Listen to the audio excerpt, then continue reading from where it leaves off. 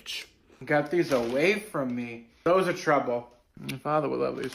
Your father, he has the sweet tooth. You can't have any, you're a cat. These aren't for cats. Is that Swaffy? I need a napkin. Give me a napkin, please. Stop recording me. I'm having one more. Stop it. I want this stuff. Knock it off.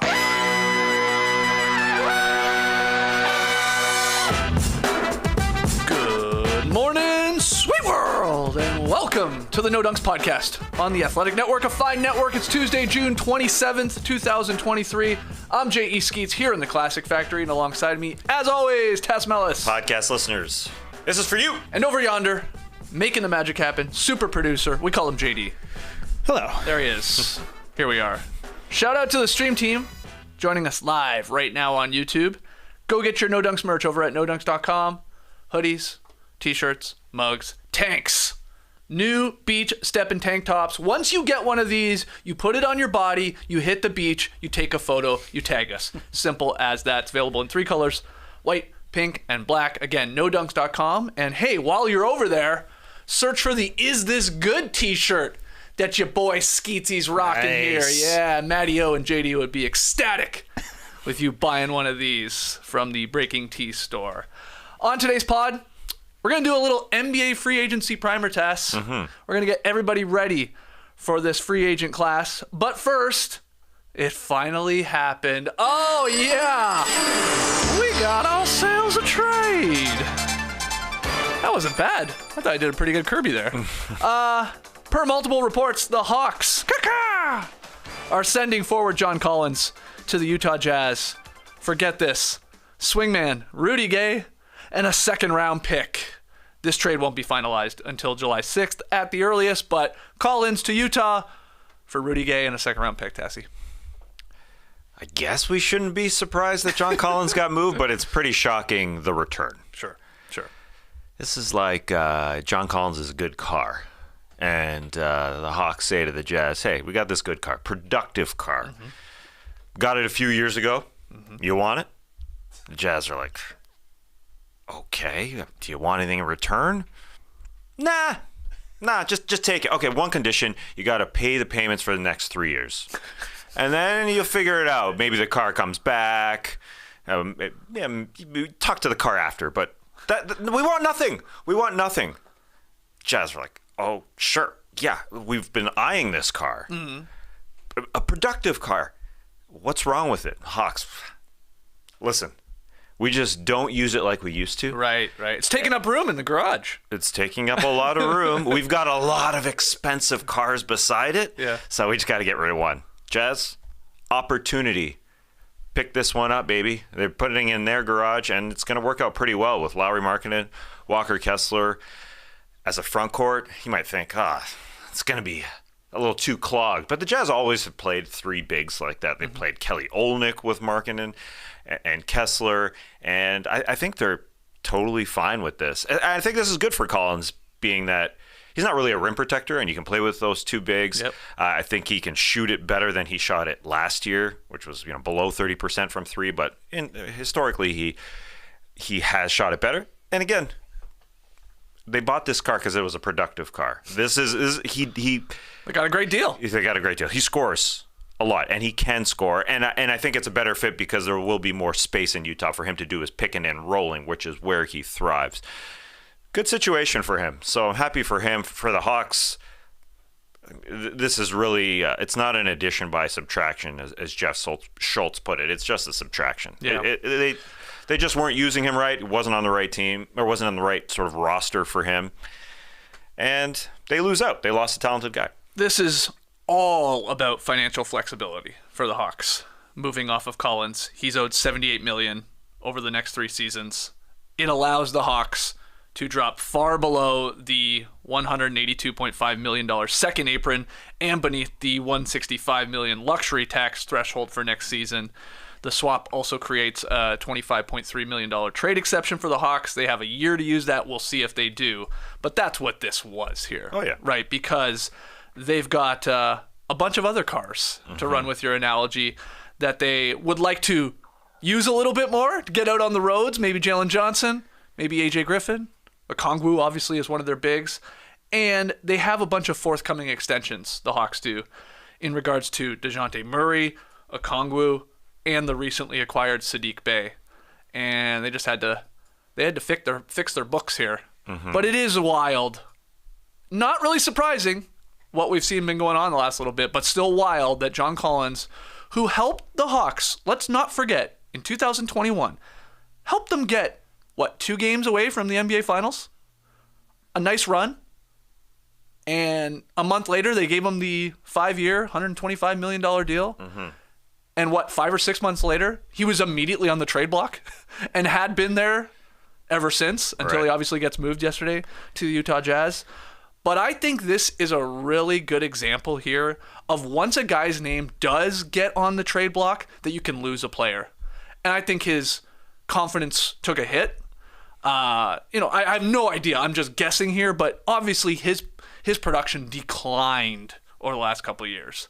It seems pretty convenient that it was a part of it. They tried trading his ass every time you could. But his role also declined. His role definitely declined too. Yeah. Because of other pieces in there and stuff like that.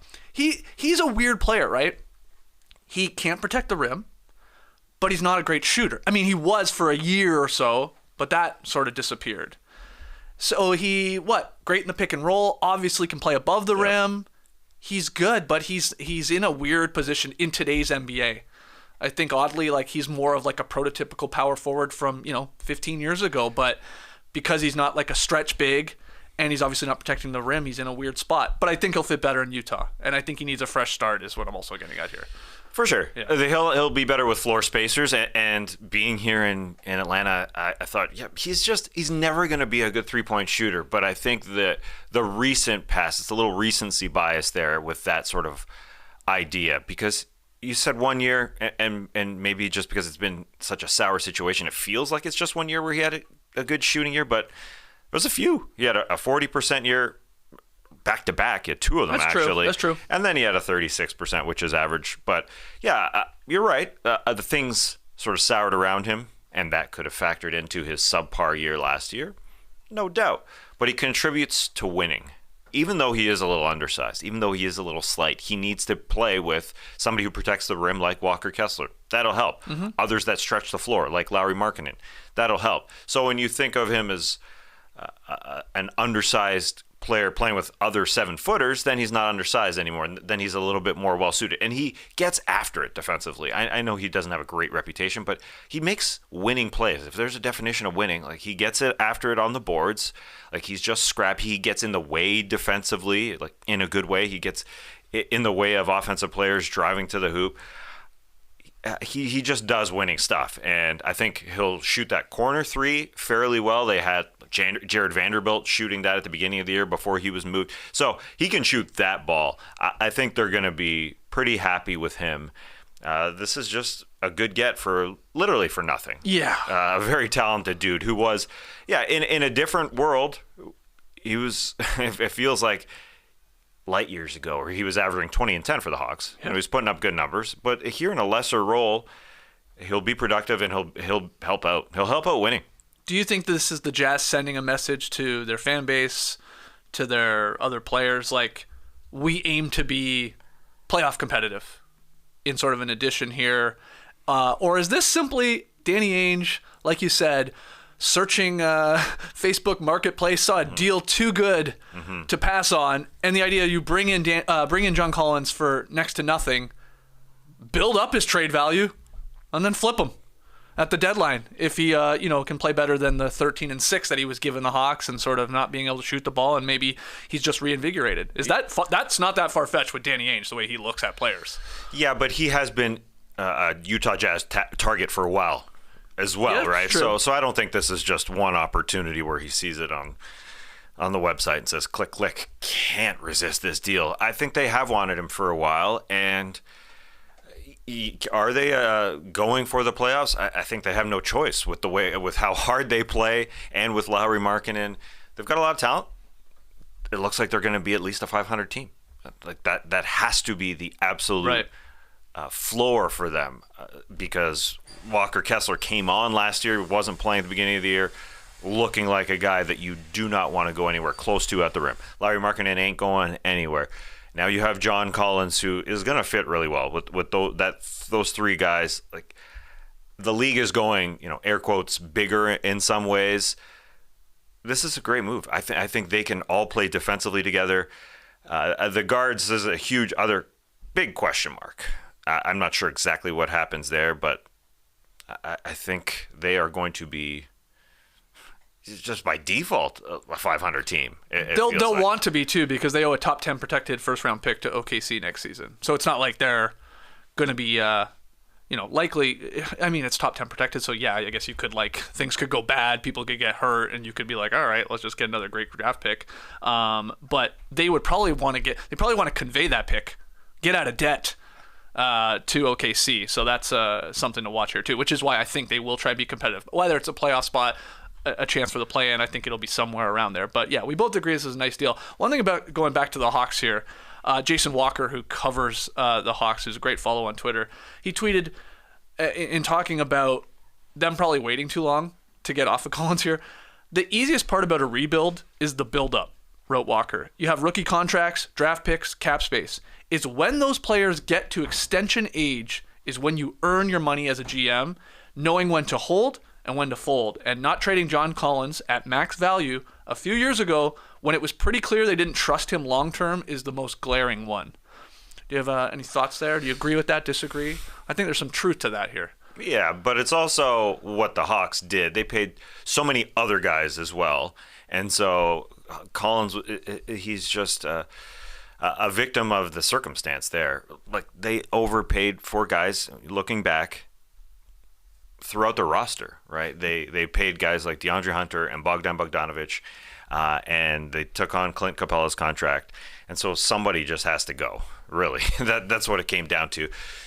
You said earlier that a guy who's been sort of in rumors, and after that's been going on for a while, that you're not going to get the same sort of value after a while. Mm-hmm. But it's also a big part of it is just this new CBA coming up right here, right now. And so we've seen a couple players now, Beal, who it was a bit of a different circumstance, but John Collins as well, go for literally nothing because teams are worried about the new CBA and how much money they have to pay.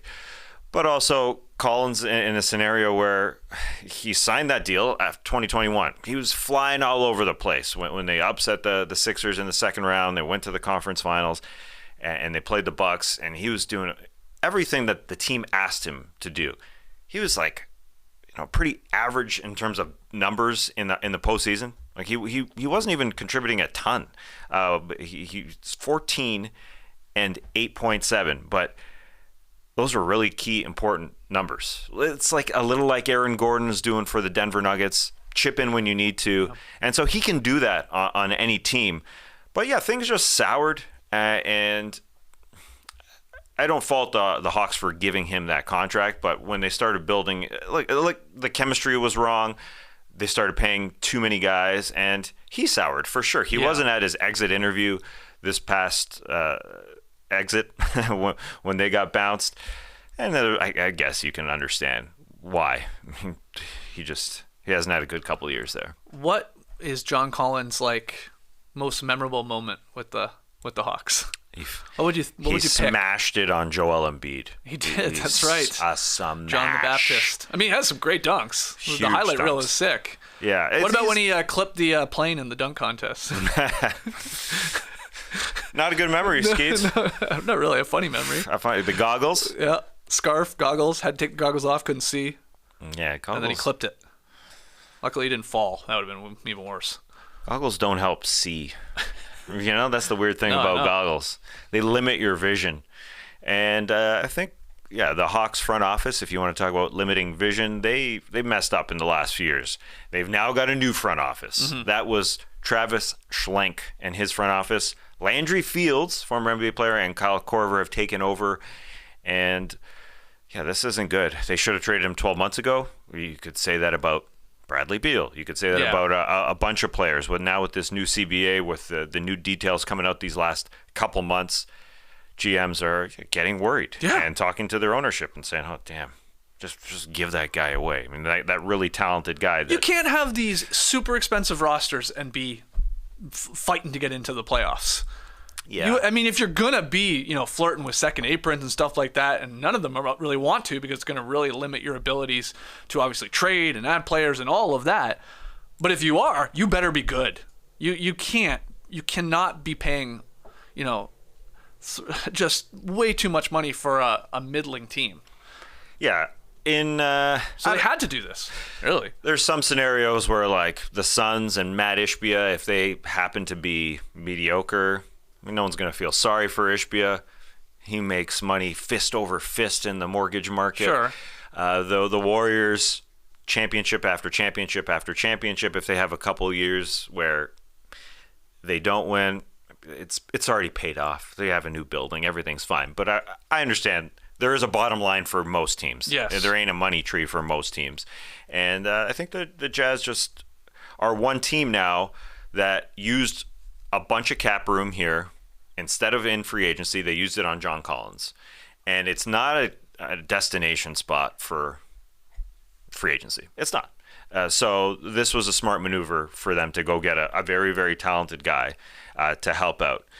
And there's just more teams than there are players to throw at. You know what I mean? Money to more teams with money than there are players to throw that money at is what I'm trying to say. So I think it's smart for the Jazz to jump in this way instead of becoming disappointed over the next week on Friday when guys get signed up. There's just not a lot of great players. I think that's why we saw the Porzingis deal as well. Just get in on that in a trade rather than try in free agency here. And I'm happy for John Collins just in general. I mean, he's going to Utah where he was born. I didn't even realize that. He was born in Layton, Utah. Didn't know that. Yeah. Didn't know that. Dad was in the Navy, I think. So bounced around a bit. Base. So maybe he'll be happy there. I think he'll just be happy in a role where they're going to share the ball. Will Hardy's going to get him good shots. Yeah. Well, they're going to hope. I don't think it's going to be all-star level. Like, he'll be on an all-star squad like Lauri Markkanen, but they're going to hope to, like, rehabilitate his image across the league. And again, to either then flip, because there's a lot of money still left on this deal, or to obviously have as a piece moving forward. We had John on our show when we were the starters a couple times. He was awesome. Like, he really is a super, super nice guy. So we're like rooting for him and we're hoping like this works out. And I think it will. I think no matter where he was going, he's one of these players. It happens. We see it all the time. You just need a fresh start, especially after years and years of trade rumors. Mm-hmm. And it's sort of like, oh, what are you? How good are you? Oh, okay, we're moving in a different direction. Yeah, front office is changing, coach is changing, all that.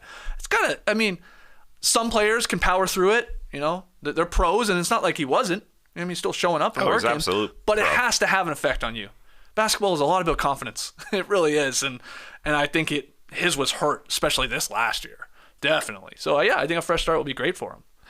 Did you go back and watch any of the interviews we had with him? I didn't. I meant to. We had a couple. I was going to say he was on once or twice. Yeah. Yeah, he was wonderful. I wanted to go back. I don't usually rewatch them for the purpose of just rehashing the guests' answers and stuff, but I wanted to because he was good. Was he the one that showed up wearing the same thing as Lee once? Was that John Collins? Yeah, yes. Or wearing a very similar shirt. Shirt. Maybe that was a red flag. It seemed like he had a sponsorship. You make $100 million? Why are you wearing a shirt that Lee bought at TJ Maxx? No, I think he had a sponsorship with Express, or what was that? Yeah, you're right. I think it was. Yeah, he had Yeah, he was a brand ambassador for Express. Well, that's a brand that a lot of draftees come in with. It was early. It was early in his days. I don't know if it was the $200 million mark. I think it was before he signed that contract. How old do you think John Collins is?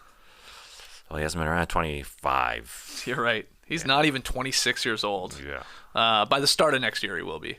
So you said It's young. So you said that they could flip him. Is that because they just drafted Taylor Hendricks behind him? I'm just saying, of all the GMs in the league, Danny Ainge looks at players as like just legit assets. And it's like, bring them in, build them up, flip them out. Like, he would do it. And others would as well. I don't think you can take it off the table. I don't know if you can take off the table moving off of Lauri Markkanen for a huge haul with Danny Ainge. Like, that's how this guy operates. So I think that's much, much less likely than buy super low on John Collins, build them up, and if there's suddenly you're getting more in return, would you be all that shocked? Come on, if they got a first round pick at the deadline for John? Yeah. I wouldn't. And we'll see how it works. Yeah, I don't think they move him this year. Okay. Because they don't have a lot of money tied up at all. No, that's right. And their books are good. Their books are incredibly good. Colin Sexton is their highest paid player at $17 million. Wow. Then Markkanen, who's signed for a couple of years at a really good deal for an all-star, and he's up in 25. And then maybe Jordan Clarkson comes back. Clarkson, possibly. So it's a really interesting team to me. Markkanen, can't trade guy for me. There's no possible way you trade him with how he's played and where he is in his career. They've got Ochai Agbaji as their first round pick, or they got them in the Donovan Mitchell deal. Other than that, Walker Kessler, they're so young. I'm really this team interested needs to a see. point guard. They need a guard, no doubt. And they do not have they've got Sexton, and they've got Jordan Clarkson potentially if he comes back. Right. That's why I'm interested to see a guard. Even if Clarkson comes back, this could be a playoff team. But but another guard, with Markkanen, Kessler, and Collins up front, I believe in this team. But yes, they need a guard. The issue is there's not a great crop of unrestricted free agents that are point guards. And the ones that are, you probably can't afford, be it a Fred VanVleet. And then there's a bunch of other ones that you're like, nah, probably not. D'Angelo Russell, Russell Westbrook. It's like, no. It feels like it could be like a DeLon Wright. Could be, they could make a move for someone's been a really good backup for a long time and is a solid player. Maybe, they get one of the Wizards, Monte Morris, or obviously they just got Tyus Jones. Is there something there? That's what it feels like they need they need a Conley, so to speak. Not maybe at that level, but someone for much, much more affordable like they used to have there. Because that's when they were making their run. That's when they were started 10-3 last year, and you couldn't stop talking about them on the show. Yeah, because they were great lights run. out. Yeah, and then they started trading pieces. But they could definitely sign Clarkson to a deal and then potentially trade him down the road. But yeah, the guard is likely to come later on in this build. Yeah. Probably not in free agency. And that's why this was a good move to get a talented guy. Books are clean, though. Very clean. All right, well, let's hear from everybody out there. Your thoughts on John Collins finally being traded. What were you doing when the news broke? Do you remember where you were the day John Collins was traded to the Utah Jazz? Yes. What were you doing? Taking off my socks. Wow. My Bombas. Oh, jeez. Gotta be honest. That's what I was doing. I was laying mulch. Really? Yeah. Picked the hottest day of the year to do it. That was smart, wasn't it?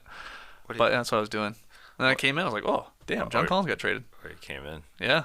Looked at your phone. Well, I didn't think you were all over it either. I think I beat you to the news. That's why I was asking what you were doing yesterday. People were like, where's the emergency podcast? Where's the emergency podcast? Like, come on. No, this was headlining today's show. Exactly. It's either we do an emergency podcast yesterday and no show today, or we just sit on it and wait. Wow, come on. But the problem was we did that Cam Reddish emergency podcast that one time, and everybody's now like, well, any player goes. There's some truth to that, but I had no problem putting on my socks and doing an emergency podcast. No problem. You really? Yes. Okay. For JC? For our guy? Okay, well, let's hear from you out there, your thoughts on the trade. We're going to take a quick break, and when we come back, a little NBA free agency primer. So I was at a party on Saturday. Someone asked me about my Bombas socks. And I had them on. And then unfortunately, we got interrupted, so our conversation ended. But I saw that same person the next day, and we continued that Bombas conversation. I may have been flexing my calf while showing off my summer ankles as I wicked sweat with a Bombas performance sock, keeping cool, fashionable, and comfy. And they definitely weren't the same pair as the day before. No, ma'am, I changed them, and I definitely have a different pair of Bombas on now. Yeah, back-to-back Bombas. There's a little baseball reference for you. Back-to-back jacks on 3 pitches this weekend. I saw that. Was that the score? It was like 24-1 or 25-1, whatever the score was. Yeah. They bombed away. Anyway, this is what I told that person. Bombas' no-show socks are made with breathable yarns for a barely there feel, plus silicone grips and a contoured design to prevent slipping down or sliding around. Okay. I probably said it a little less eloquently than that. Actually, I saw the word yarns. I almost said yams because the R and the N are almost connected here on my Word doc. I got bad eyes here. Anyway, every item is seamless, tagless, and effortlessly soft. Bombas are the clothes you'll want to get dressed and move in every day. Socks, underwear, and t-shirts are the number 1, 2, and 3 most requested items in homeless shelters. That's why for every comfy item you purchase, Bombas donates another comfy item to someone in need. Bombas is one product I received for free, #blessed, but I have bought them on my own dime. You can do the same by going to bombas.com/nodunks and use code NODUNKS for 20% off your first purchase. That's bombas.com/nodunks and use code NODUNKS at checkout. Bombas.com/nodunks, code NODUNKS. The ads on YouTube, they are evolving, and the stream team loves them. They approve of this ad, JD, is what Half-Life Hero says. Yeah. All right, the NBA's free agency negotiation period officially begins 6 p.m. Eastern this Friday. Ahead of the league's annual moratorium, deals can be agreed to during this period, but can't be officially signed until July 6th. Unrestricted free agents will be able to sign with any team. Restricted free agents, they can too, but the player's original team can choose to match an offer to retain said player. So I thought we could do a little breakdown here, Tass, a little primer. You could chime in on some names that you're intrigued by and where they could maybe go, stay, whatever. Before we get to the tiers, I've broken them into like all-stars and then unrestricted by their position, some restricted, some player options. Keith Smith had a tweet yesterday breaking down the 2023 cap space projections. Just to like zoom out, take a look at the teams with a bunch of money that they could throw at free agents and how they choose to use it. The Rockets have nearly $61 million in cap space. That is a ton. Now, we'll get to talking about James Harden, which in theory could take a lot of that, or they could go a different direction and maybe get 2 or 3 guys. Spurs, $38.6 million. Kings, $35.6 million. Pacers, $32.2 million. Pistons, $30 million. The Jazz, $28.4 million.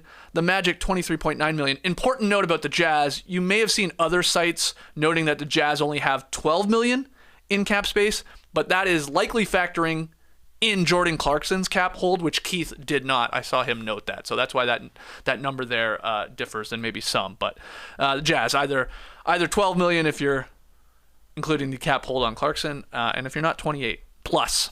All right, so that's the teams with the money. That's a primer for you. Yeah, I like that. I like this idea of breaking it all down. Here's the dollars where they could go, and we'll get to the players. The Jazz is interesting. It feels like they have also other options with Talen Horton-Tucker. Yes, that's true. Who was their starting point guard at the end of the last year. THT. It's going to be a lot of space there, potentially. So let's just start quickly here with a board showing the to-be-decided player options, because we're still waiting on some guys here. Mm-hmm. James Harden, we are waiting his decision of whether he's going to opt in, opt out of that final $35.6 million deal he has with the Sixers. Jordan Clarkson, we already talked about him a little bit when we were talking about the John Collins trade, $14.2 million. Josh Hart, he has a $12.9 million player option. The Hart, I've been watching too many old wrestling videos. I was going to say the Hart Foundation. Josh Hart and the Knicks extended the player option deadline until Thursday. It was Saturday night, but you can agree to move it and extend it. So they have until Thursday, I guess, to figure out whether Josh Hart's going to opt in, opt out. Yeah, or hammer out a long-term deal. That's what it sounds like. Yeah, it does sound like he's going to stay with the Knicks. And then I included Dante DiVincenzo here, $4.7 million. Again, these are the ones I'm pretty sure we don't know yet what they're actually doing. Any thoughts on that board there with the player options? Baby, yeah, all of them, really. Hart's an interesting one because they lost to the Miami Heat in the postseason, and the way they're constructed with Jalen Brunson, Quentin Grimes, Julius Randle, Mitchell Robinson as sort of as their other starters, it didn't help having him in the starting rotation. Josh Hart is not a three-ball shooter, really. He feels like more of a bench player, especially with that team. He's got to be playing with shooters, really. So there was limited space out there. So if you're going to extend him in a long-term deal, how much are you going to pay him? Is he going to be a starter? It just doesn't feel like an incredible fit at this point. The better lineup that Tom Thibodeau took too long to get to was Quentin Grimes in that starting lineup to go along with RJ Barrett. I didn't even mention RJ Barrett.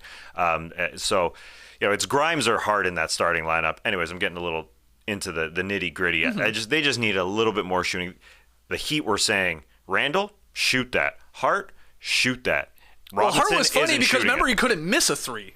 Yeah. When he first came over, he was on fire, and then he got back to normal. Yeah, he regressed to the mean. Yeah. When you're not guarding Randall, you're not guarding Robinson. You've got three non-shooters essentially with Josh Hart in the starting lineup is the whole point. So at this point, I think they're trying to retool. I'm sure we had some discussions about RJ Barrett going out for even a crazy Bradley Beal type package just to get a more of a perimeter score. So I'm interested to see what the Knicks do there if they limit themselves, because the Heat showed what the defense can do against a team with limited shooting. And the Knicks did not pick up Derrick Rose's option as well, which is $16 million. Right. Makes sense. He's going to be a free agent. He wasn't offering a lot. They've got Evan Fournier one more year on the books, and then they can probably make some more maneuvers. But they may limit themselves by signing Josh Hart, who, is a great piece, but maybe not on this team currently.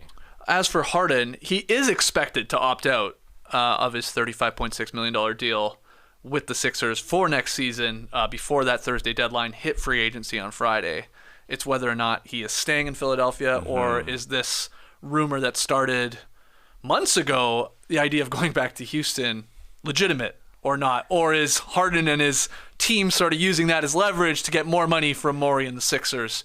Do you have a read on that? Or do you think he's going to be staying there now with Nick Nurse? I think he had a great meeting with Nick Nurse. He was impressed, I guess, by all accounts. Yeah, he had great meetings with Doc last year as well. Sure. Right? So nobody has a good read on this.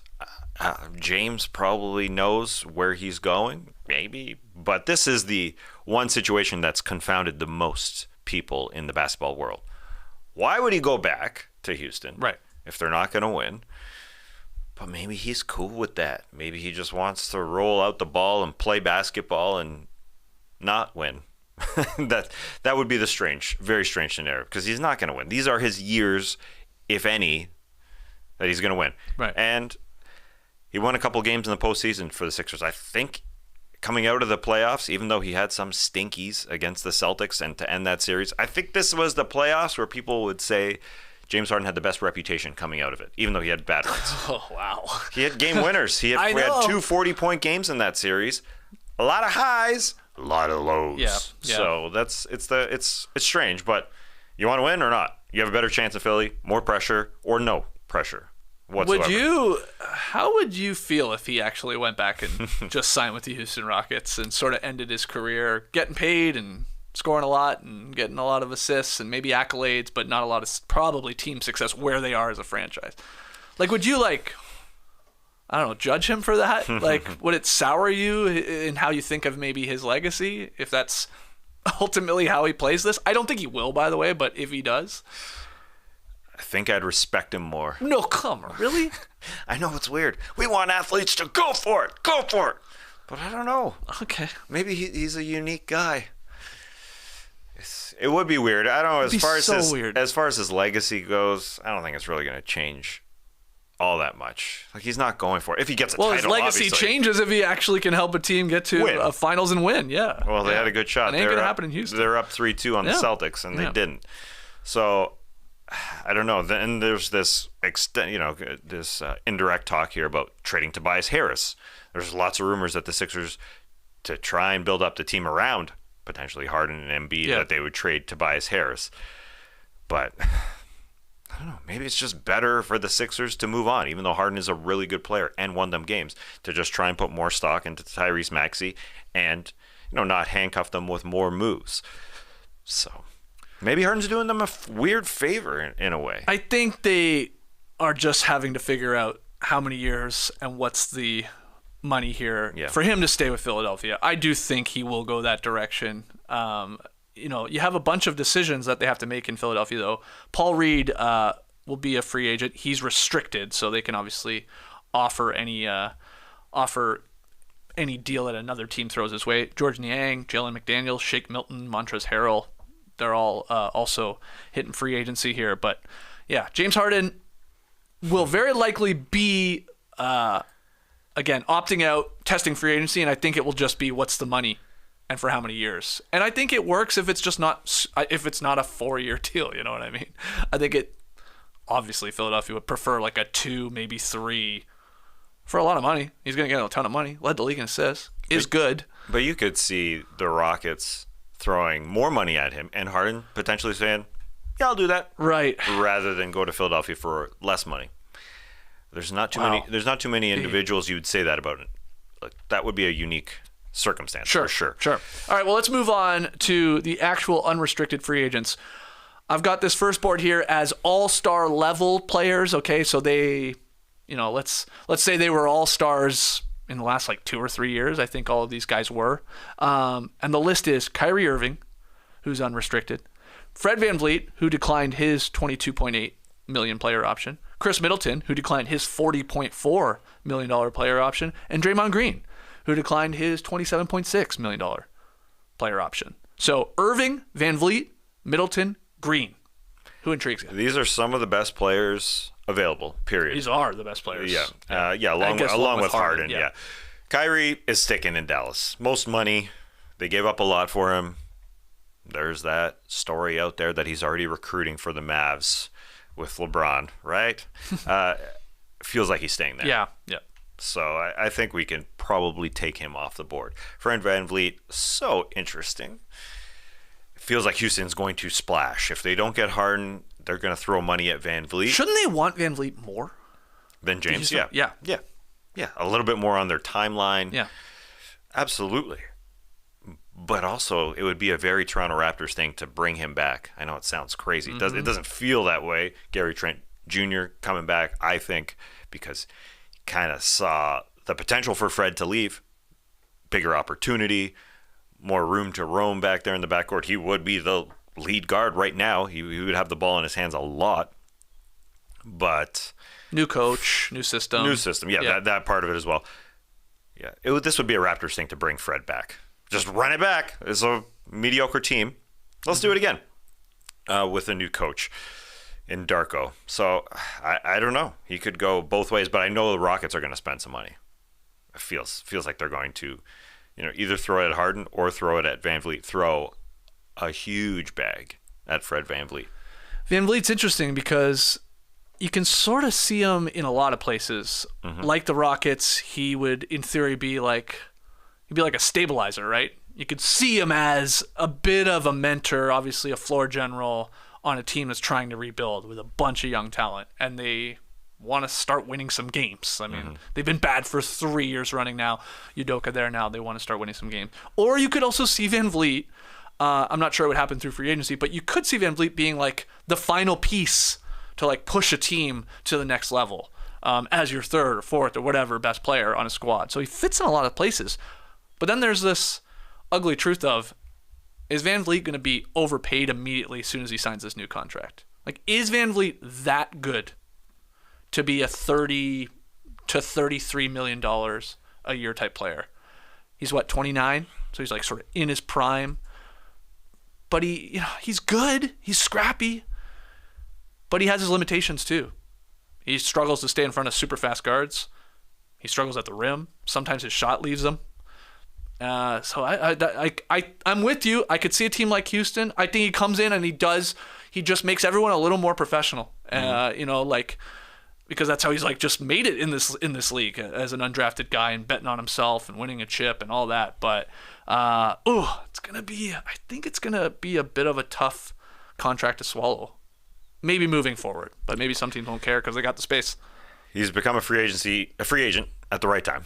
Yes. Because he is one of the bigger names.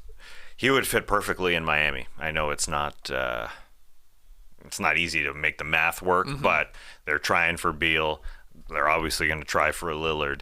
And a guy who maybe doesn't finish at the rim is his biggest weakness on the offensive end. I think they can overcome that in Miami, as we saw. Gabe Vincent thrived there. And so Fred could thrive there for sure.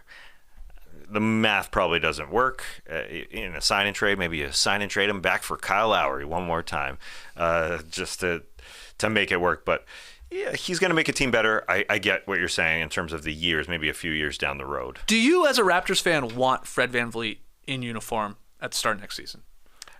I would like them to change it up. Okay, yeah. And this is the only thing that can tangibly happen immediately without a huge trade package. Right, outside of trading an OG or a Siakam, something and big. I think Fred wants to change. He's going to get more money somewhere else. Don't you feel the same? Yeah, Yeah. I do. Like I said, I mean, it was a long-winded way for me to get to, I'm not sure I'd want to be paying VanVleet $33 million to be the lead point guard. On the Raptors, at least. That's my opinion, and I'm sure that's the decision they're trying to figure out, Masai and Bobby Webster. Because then, okay, he leaves. Well, then what? The Raptors have no guards. You're telling me Gary Trent Jr. is like their one lone guard. Mm-hmm. It's not, I mean, that we had our WhatsApp chat was going nuts yesterday saying D'Angelo Russell was going to be the Raptors point guard. I'd rather have VanVleet. Because he was seen in Toronto. Oh, was he? I didn't know that playing part. hoops. Oh, you didn't see that? No. I just, oh boy. Okay. Put down your mulch for a second and Man, read the mulch. story on the Daily Hive or whatever that was. Yeah, he was at U of T. He had a penny on, like a jersey on that said U of T, like Summer League. D'Angelo Russell. That guy. Okay, yeah. Fascinating. Just now. Maybe he thinks Carabana's this weekend or something. Like, he got there early. Carabana, that's not till August. Yeah, I know. I don't know why he's there at U of T unless they're talking to him. But Fred is going to lead. Oh, they can't be talking to them. Yeah, you can't. Yeah, it's not allowed. Naz Reid not talking to him. Yeah. It's so weird. I guess you could talk to your own team. Naz Reid, people were getting on me because I said Naz Reid was at his at the drafty workouts in Minnesota, but I guess he's not a free agent until July 1st. So if it's your own team, that's allowed. Sure. But Fred is going to lead some young guys. Now we talk about Houston a little bit, where he doesn't have to get to the rim as much because they've got ridiculous athleticism around. They got a Thompson twin. They've got Jalen Green. They've got so many guys who will get to the rim, and he can just be sort of a leader among boys and shoot the three. That'll fit him well. He's going to get paid.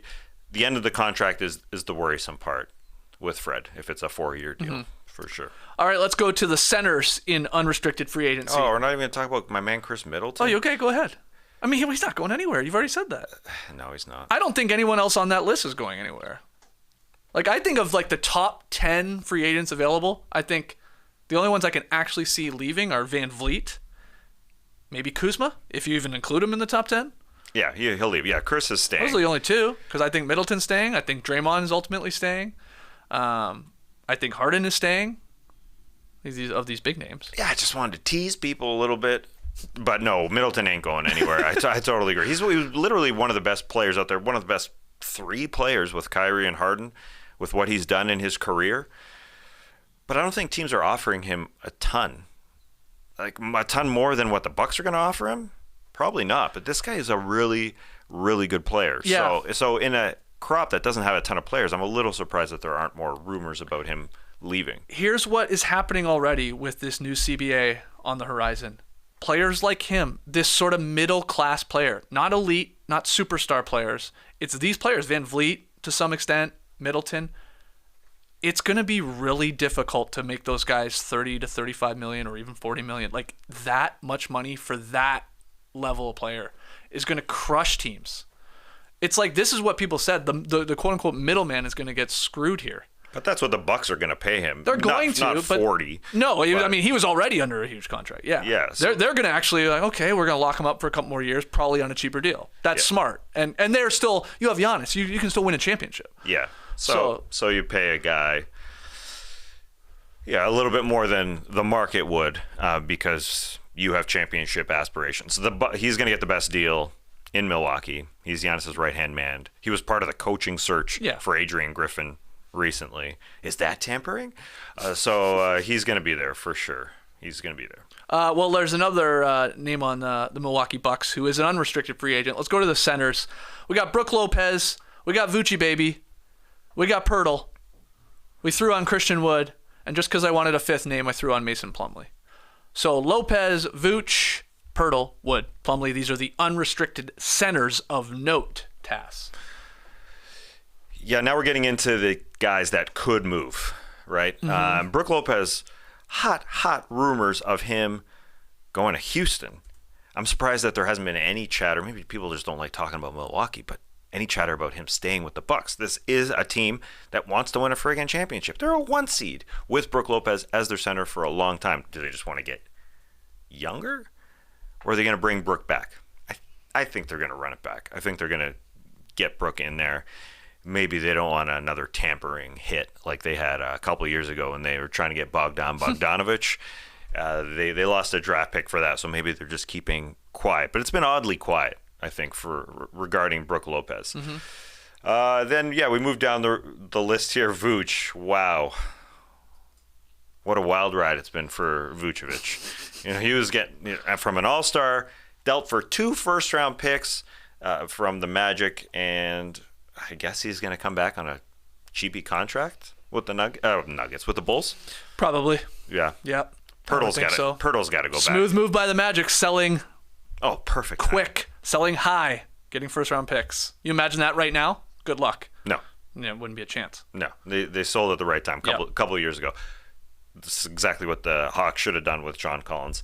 Poeltl, I think, sticks around Toronto. Christian Wood's interesting. The guy's still a bucket, but is he leaving Dallas after they went and got Derek Lively? They got Omax in the draft as well. Maxence Prosper. He was having some issues with getting playing time. Yes. Under Jason Kidd. Yeah. But they have a couple guys in Dwight Powell and himself who are entering free agency here. They're unrestricted. So what do the Mavs do? Are they just going to be a really, really, really top-heavy team and try and go after somebody else? Or do they bring guys back like, Dwight Powell, I'd say, is more of a chance to bring back than Christian Wood. Does somebody want to take a chance on Christian Wood to be their number one guy at center? Doesn't seem like it right now. No. Doesn't seem like there's a really good fit. Looking up and down each roster, doesn't seem like there's a really good fit. But a really talented, still a very talented guy. For sure. Yeah. And Plum Dog, fit in well with the Clippers. Yeah. He's going to be a backup big somewhere. I could see the Celtics picking him up for a cheap deal, championship type pickup. I could see that happen. Let's go to the forwards. Unrestricted free agents. We got Jerami Grant on this board, part of this group. Kyle Kuzma, who declined his $13 million player option. He wants some more money. Harrison Barnes there with Sacramento. He's a free agent. Bruce Brown, he declined the $6.8 million player option. Is he going to stay in Denver, try and run it back, or is he going to try and get a payday? And Kelly Oubre Jr., is he a forward? Is he a guard? He's both. Scores over 20 a game. Hilarious. But yeah, Grant, Kuzma, Barnes, Brown, Kelly Oubre Jr. Who intrigues you here from this list? Well, Jerami Grant's going back to Portland, I imagine. Yeah. These reports now that Damian Lillard came back from his business trip. I like how it's called, a business vacation is what it was called, in Paris. Oh. It was business vacation. He came back and he met with the Blazers front office. Yes, yesterday, Monday. And they said, we're still going to work to build around you. And it feels like we're just going to hear about this in a week after the Blazers make some moves in free agency, depending on what they do. Maybe Dame wants out if he doesn't like what's happening. Oh, so you think this meeting, by all reports, was, hey, I'm going to give you a couple weeks here. Let's see what you can do. Let's see who you can bring in. Let's see the moves you and the front office make. And then, maybe then, I'll decide, okay, here for life, let's go. Or possibly, oh, that's what happened? That's all you got? That's who's coming in? Trade me. You think that's maybe where we're at here? Yeah. It's like a 2-week window? Yes, I think so. And I think Jerami Grant would be on his list of keeping around. And so I think he comes back. Yeah. Although I do think when he came back from that trip in Paris where there was that Instagram Live that he was on where the DJ played Welcome to Miami in the background, and he laughed. Sure. Because of all the Miami rumors. I think maybe they wanted to take a look at his phone when he came into this Blazers meeting and wanted to see his history. Maybe he played Welcome to Miami at the right time. Conspiracy connected theory. to the Bluetooth. Yes. Got on the Sonos. Yeah, and he just acted like, oh, I'm not the DJ, but I'm sure they're checking his phone. No, that was That was funny. Good move. Good move by the DJ. Played "Welcome to Miami" and then something else with a Miami line in it a little bit later in that story. It was like a Whitney Houston song. Oh yeah. They were playing some old jams over there in France. Yeah. What's the Whitney Houston line? I'm looking at JD. JD's gonna have it right on the tip of his tongue. It has something to do with I want to feel the heat with somebody. That's what it was. Yeah. You're right. You're right. Yeah. Anyway. Has anyone created like the ultimate Damian Lillard to Miami playlist on Spotify yet? Like all the songs with Heat, Miami, I guess any DJ Khaled song that you can think of. Somebody done that yet? No? Share the playlist if you have. Sure. Be a great summer playlist, I'm sure. It would be. Is Kyle Kuzma going to the Heat? Just wanted to transition there. No, he's not going to the Heat. Where is Kyle Kuzma going? Right. This is an intriguing one. Declined his $13 million player option with the Wizards. But who's going to pay him? Yeah, I thought he was potentially before the John Collins trade. Maybe the team like the Utah Jazz would look at him, but obviously that's off the board now. Yep. So is it replacing Harrison Barnes in Sacramento? Especially if they like strike out on getting Draymond Green. Is it I guess it could be Houston, but it doesn't feel like it. They're looking for feels like they're looking for some guys that can play some defense. Right. VanVleet, Brook Lopez, Dylan Brooks, I know we'll get to. What other teams are there? I mean, he's not going to the Pistons, I don't think. Yeah. It doesn't that's why it's intriguing. It seems like the options are coming off the board. So maybe he's going to stay. Yeah. Just get paid a lot of money to go score a bunch of points with Jordan Poole on the Wizards. Yeah. But even the Jordan Poole acquisition kind of hurts Kyle Kuzma, I think, in Washington. I know they have to pay somebody, so they're paying Poole a lot of money. Do you also want to pay Kyle Kuzma a lot of money with the idea that you're going to trade him at some point? Mm-hmm. I don't know. I think his options are becoming limited unless it's a Kings move, which I know he fits the timeline better with Fox and Sabonis. There's a positional need. Yeah. But you can get Barnes cheaper and... Right. What are you losing with Kuz? I don't know. I don't know if it really... I don't know if he has many options at this point. That's a really intriguing one there. Anyone else on that list? Yeah, somebody's going to be happy signing Harrison Barnes, I think, just because it's going to be cheaper. And we're interested to see where Bruce Brown ends up. If Michael Malone was right when he was excited at the parade, saying he's coming back, maybe he signs a 1-year deal for 6.8 and then gets paid in the 24-25 season. I guess that's possible.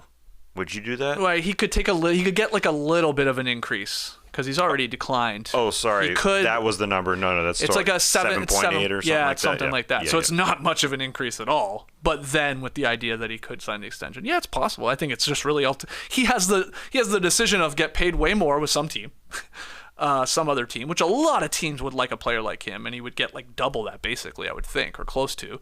At least, around the mid-level exception there. So let's say $13 million. Or stay in Denver and obviously take a bit of it's not a pay cut because he'd be getting more money, but obviously not getting his probably fair market value, but to stay with a really good team, obviously is a fan favorite, and then to move forward with them, get more money in the extension. I think it's possible. I think he just has the ultimate decision there. Most people usually take more money.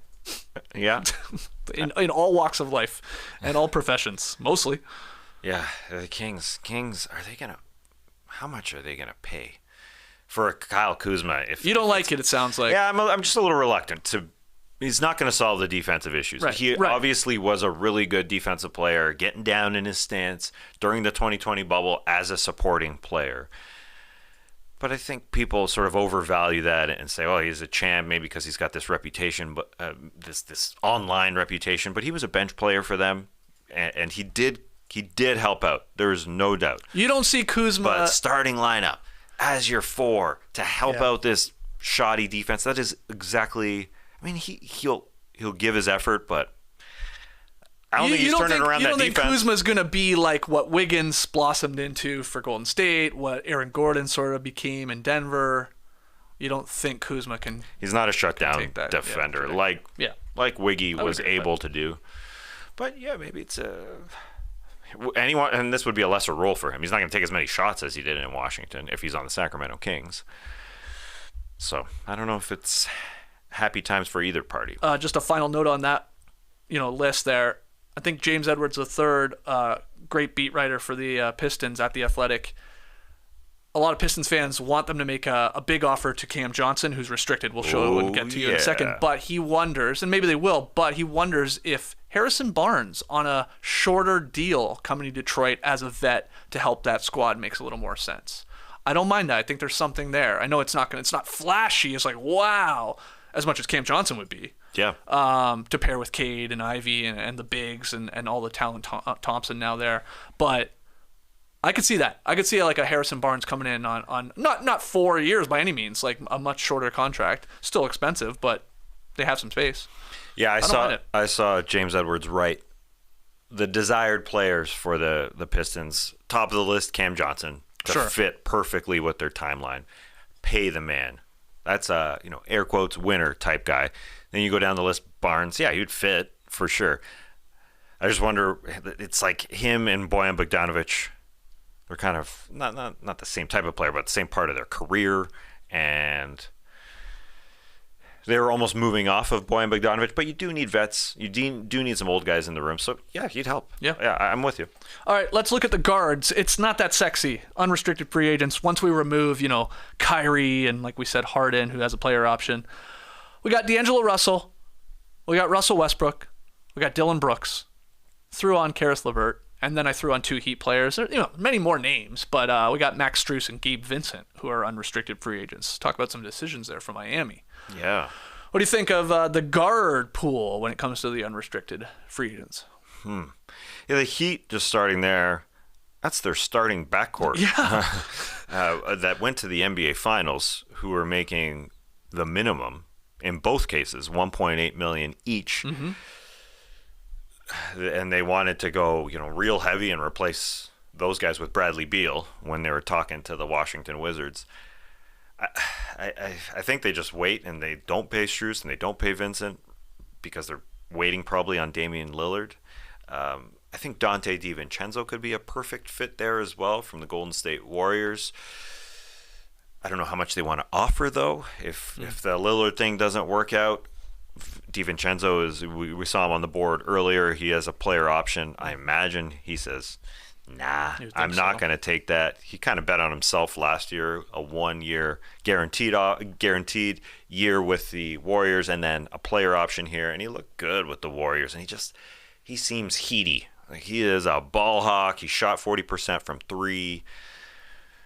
The Bucks loved him for that reason way back when, but they moved on from him. And now with Chris Paul in Golden State, I see DiVincenzo maybe moving on there because the playing time is just going to be somewhat limited. I think there'll be another team that gives him a decent amount more.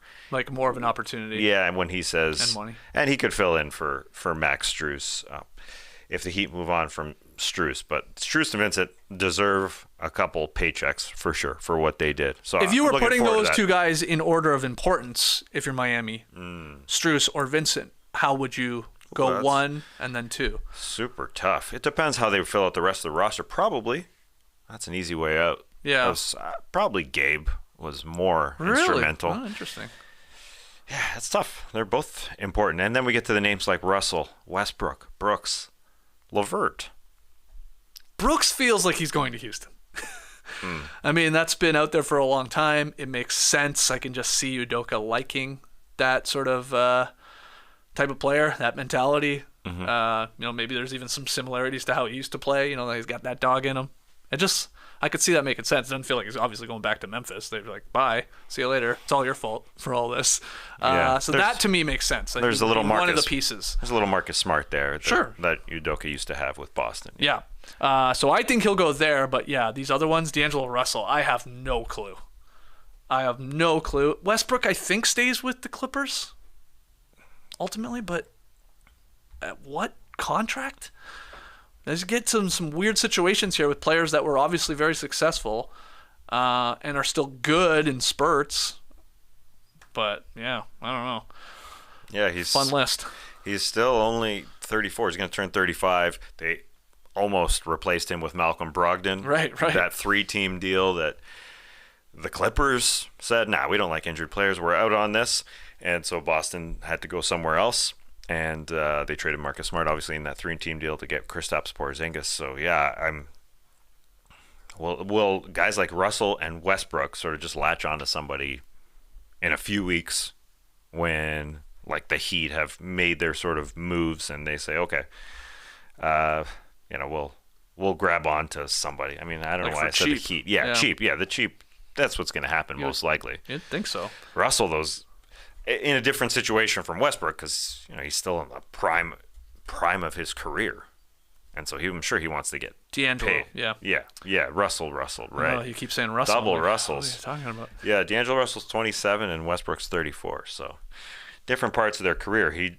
D'Angelo Russell just made $30 million. I'm sure he wants to get paid, but that's gonna be he ain't getting that. No, I can't imagine. No. Final board, restricted free agents. We got Cam Johnson with the Nets, Grant Williams, currently of the Celtics, couple Lakers there, Austin Reaves, Rui Hachimura, and the Hornets, PJ Washington, and I begrudgingly put on Miles Bridges, who is a restricted free agent. He sat out the season after an off-season domestic violence incident involving the mother of his children. He pleaded no contest to a felony domestic violence charge in November. Faces 3 years of probation, no jail time though, as part of a deal with the prosecutors. He will begin next season by serving an additional 10-game suspension. Remember that? They said he already served 20 of them after missing the season. It was a 30-game suspension, so he's got 10 more. But he is a restricted free agent, so he's on this board here. Any thoughts on any of these guys? Cam Johnson is, like Mikal Bridges, coming up in way too many rumors, I think. There was rumors that the Nets would move on from Mikal Bridges. Why the heck would they do that? He's so good. Why the heck would they let Cam Johnson go after getting him in that package for Kevin Durant? He's too good. I think the worry would be it's just be too expensive at a certain point. If somebody just really overpays for him, do the Nets have to go, okay, hold on. I mean, you think he's 27. He's not as young. Like, I always think of him as like 24. I don't know why, but I do. I mean, he's an older guy. Yep. He's in his prime, but he's great. In this league, he's like everything you want. He plays defense, can hit the three, switch ability, all this. Just a great sort of role player. And I guess that's the reason. You get to a certain point, as I talked about, Tess, where it's like, you can't pay these role players $30 million. I don't know what type of offer he would get. I don't think he'd get that much, but is it far-fetched to think somebody throws a 4-100 at him? Probably not. I'm with you. I'm with you. I just think in the Nets situation, I guess because they have some players that they're paying, like Ben Simmons and Spencer Dinwiddie, that they're at a point here where maybe you're right. Right, but just get squeezed. But you got to think long term here. Those guys. Spencer Dinwiddie comes off the books. Harris comes off the books after one more year. There's rumors that they could be trading Dorian Finney-Smith for a team that wants a 3-and-D type guy. But I would say you sign Cam Johnson now, and you kind of get hit this coming season, but the money gets easier. You stick with this guy who, I'm with you. He played in college for a long time and came to the league pretty old. I think he's a 5-year college guy? But he's too good to let go. Right. So you think the Nets would match on him? I think so. Yeah. I think you're right, and I think it's going to shock people how much he gets. Yeah, that's fair. Because I think a team should be aggressive with him. Again, he's a sharpshooting wing player that plays defense, runs the floor. That's a commodity in today's NBA. Yeah, but who's gonna pay for this guy? Well, we said the Pistons is a possibility there. Pistons is he would basically take up all their cap. Yeah. With the Pacers, I mean, he would fit well there. They've got room. So, you're right. Somebody's going to throw some bucks at him. But will the Nets match? And any other thoughts on any of those other guys? There's the Kings, I suppose, as well. That'd be a good fit. Tiny bit undersized for the powered forward spot, but do it. Any of those other guys? Think the Lakers retain their services of Austin Reaves and Rui Hachimura? Austin Reaves, 100%. Rui, I'm looking forward to seeing what that contract. Yeah. He played great in the postseason. But if you're paying him and you're paying Austin Reaves, you're probably running back most of the same team. But you're probably getting out of the D'Angelo Russell contract, saying goodbye, and not not getting out, just not offering him a contract. And that money is going to go to these guys in theory. Yes. Right. And they've got a team option on Malik Beasley that I assume they won't pick up and hope that they can, grab somebody else. So maybe they have room. Maybe they have really they're paying a lot to LeBron and AD. There's a Bamba situation there too, but I imagine they bring both those guys back, Rui and Austin Reaves. So there it is, a little NBA free agency primer. Hopefully that helps some of you out there wrap your heads around the player options, the unrestricted guys, the restricted guys, and what type of movement we see. Again, I think of I almost want to say of the top 12 guys, if you were to say just by talent, that are free agents or potential free agents when we consider James Harden. I feel like only 2 are going to actually move. I think so many are going to stick with their team. And if I had to pick, it's VanVleet, and I'm not even convinced, like you said, Tass. It feels like the Raptors are yeah, okay, we got him. Got him for $30 million 3 years, something like that. Let's start with him as our starting point guard. So even that's a possibility that he stays. And then, maybe this Kuzma, which, also it's maybe the Wizards are okay, well, we got to pay somebody here. It's we paid Jordan Poole and we paid Gafford, and that's it. So maybe he and because of the rest of the market, that maybe the other teams are more interested in cheaper guys at the same position, your Barnes and your Grant Williams and so on, than maybe what Kuzma expects and him and his team expect. So I don't think there's gonna be a ton of free agency movement when it comes to the bigger names, and it's not even that sexy a class. Yeah. Right. Yeah. A trade here or there. We'll see what the Draymond Green podcasting situation is. He's got to jump on the mic and tell us where he's going, if he's staying or not. Oh, you think that's how it'll break? He'll do it? He'll do it.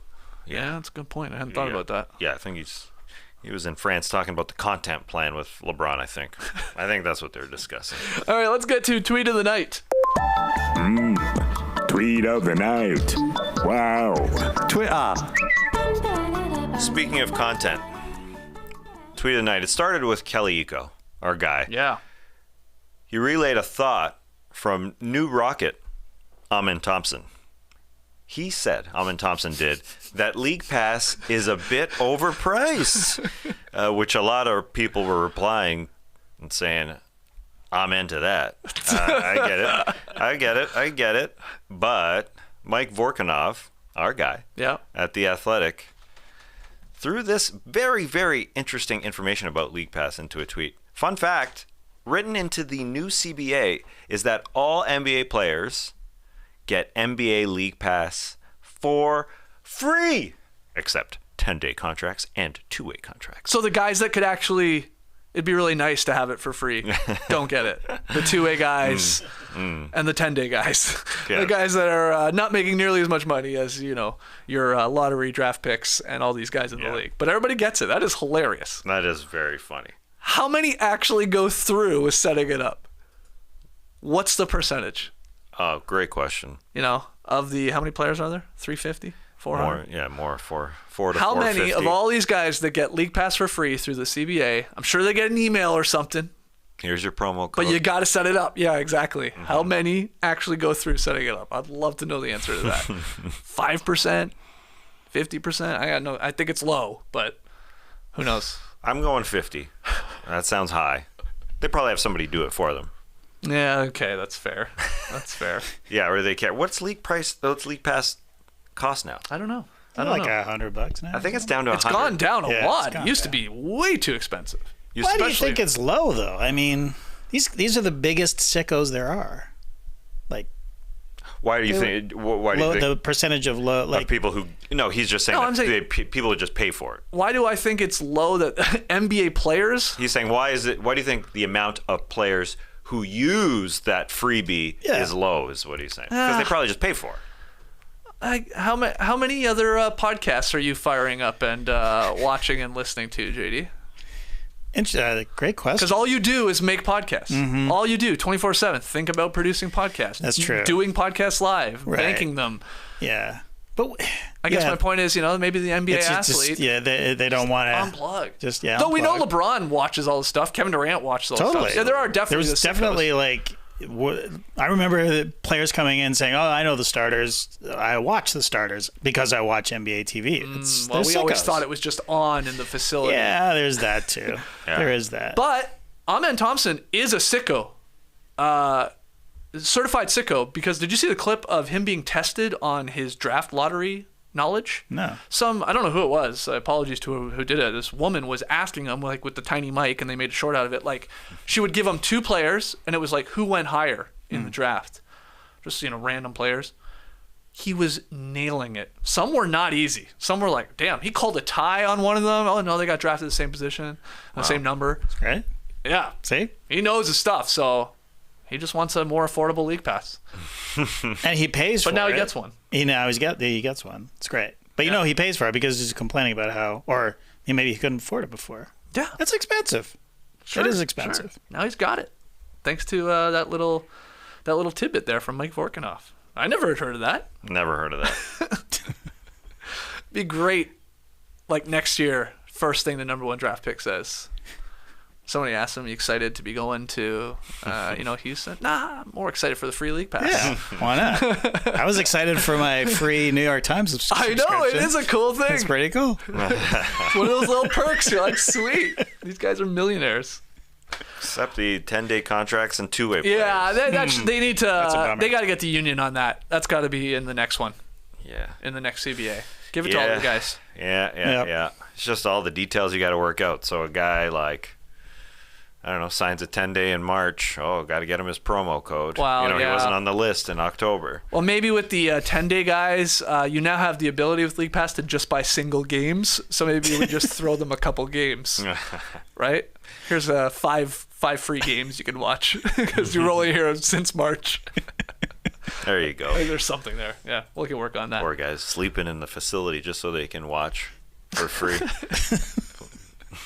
All right, good tweet of the night there from our guys Kelly Eco and Mike Vorkanoff at The Athletic. You should get a subscription. Go to theathletic.com/nodunks. You've got until the end of this month to take advantage of that new or incredible summer sale of $1 a month for the entire year. $1 a month for the best damn writing in the NBA world at The Athletic. Go to theathletic.com/nodunks. All right, my mouth is dry. My coffee, hold on. I got a little cold coffee here still. Do you drink iced coffee? I don't like it. Occasionally. Yeah. Yeah, I don't like it either. Coffee should be hot. Yeah, but I will drink ice cold coffee that's been sitting there. Oh, like that. That was hot. Yeah, exactly. But not. But I'm never ordering iced coffee. No. And you're never making one. Hell. Which is weird because it's hot as balls here. Yeah, that's weird. Yeah. Yep. All right, Clipper Bros. You heard it here first. Have a great time. Turn up. Love you guys. Awesome. Thanks for joining us, and it's hot as balls here. Oh, it is. Oh, it's gonna get crazy this weekend. Yeah. Can I come over? I come over to your mother-in-law's pool this weekend? Because it's gonna be super hot here, man. What were we talking? I haven't 38 checked. Celsius. Yeah. What? You see what's going on in Texas? It's like insanely hot right now. Yeah, really hot. Yeah, dangerously hot. Yeah, no. Yeah. Yeah. Be careful out there. Brace the day, people.